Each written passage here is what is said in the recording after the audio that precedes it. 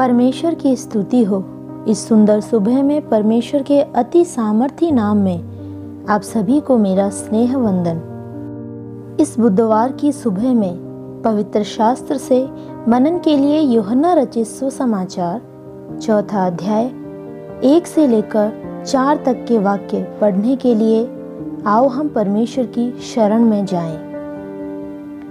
फिर जब प्रभु को मालूम हुआ कि फरीसियों ने सुना है कि यीशु यूहन्ना से अधिक चेले बनाता और उन्हें बपतिस्मा देता है, यद्यपि यीशु स्वयं नहीं वरन उसके चेले बपतिस्मा देते थे, तब वह यहूदिया को छोड़कर फिर गलील को चला और उसको सामरिया से होकर जाना आवश्यक था।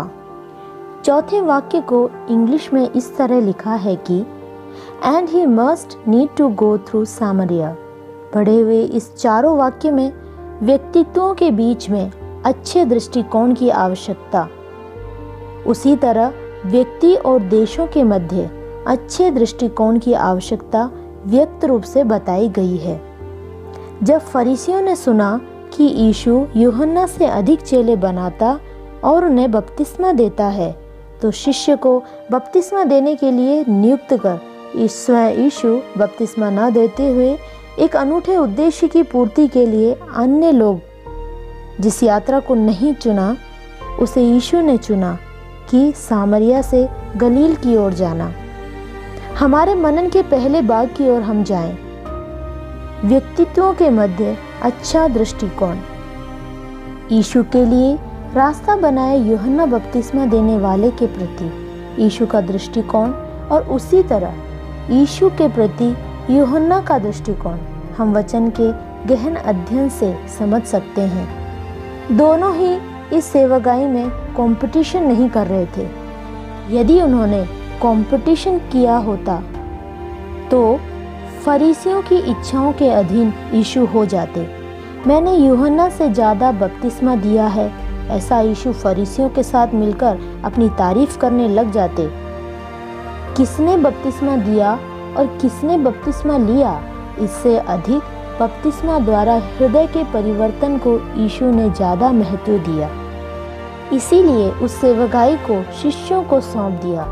प्रभु यीशु मसीह का यूहन्ना के प्रति अति श्रेष्ठ दृष्टिकोण था।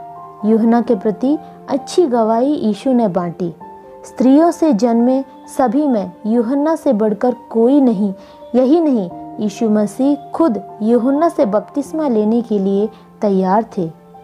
तब स्थान मान के लिए दर बदर भटकने वाले हम, यीशु के मन में यूहन्ना के लिए जो मनोभाव था, हमारे जीवन में उस मनोभाव को उतारकर परमेश्वर की प्रसन्नता का कारण बने। उसी तरह यूहन्ना का यीशु के प्रति जो दृष्टिकोण था, यदि उसे देखें तो यूहन्ना कहता है कि मेरे बाद जो आने वाला है वो मुझसे कहीं ज़्यादा महान और उसके जूतों की डोरी खोलने के भी मैं योग्य नहीं।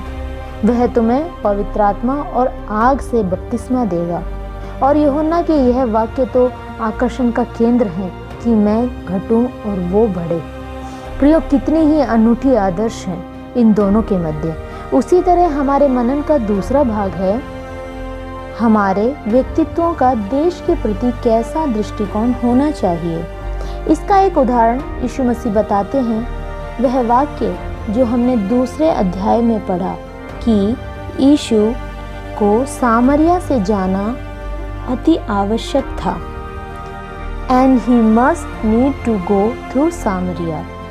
यहूदियों ने सामरी जाति को नीचा कर, उनकी अवहेलना कर, उस जनता से और उस समूह से सिर्फ अवहेलना ही करने की स्थिति में यीशु ने उनकी सारी सीमाओं को पार कर सामरिया से जाने के लिए निकल पड़े।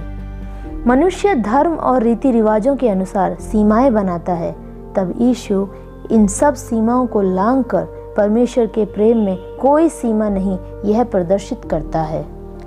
हमारे इतिहास को यदि देखें तो एक समय था जब जाति, धर्म, भाषा और रंग भेद के आधार पर बहुत सी भिन्नताएं थी और उस पर जय पाने के लिए कई लोग आगे भी लड़े, खून बहाया, अंत में एक सीमा तक जीत भी हासिल की।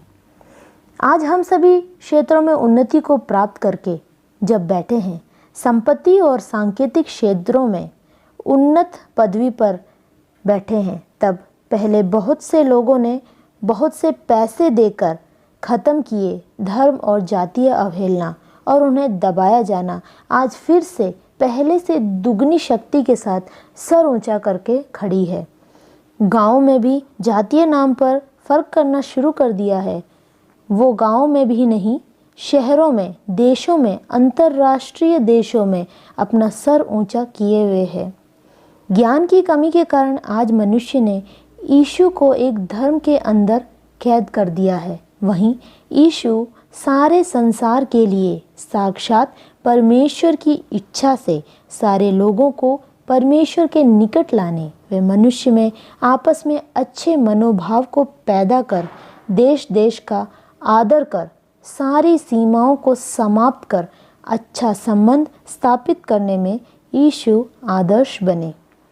आज मनुष्यों में आपस में बैर, राज्यों के बीच, युद्धों के बीच यदि यीशु आ जाए, मनुष्यों के बीच, देशों के बीच असली समाधान पैदा हो जाएगा। एक वाक्य में कहें तो साक्षात यीशु मसीह ही सभी के मध्य, सभी देशों के मध्य वही है, सभी मुसीबतों का समाधान करने वाला। The true solution to every problem. मनुष्यों और देशों के मध्य यीशु मसीह आए और देशों का उद्धार हो। पवित्र पिता यीशु मसीह के द्वारा उद्धार, रक्षा, समाधान मनुष्यों और देशों के मध्य आप प्रदान करें। यीशु मसीह के नाम में आमीन।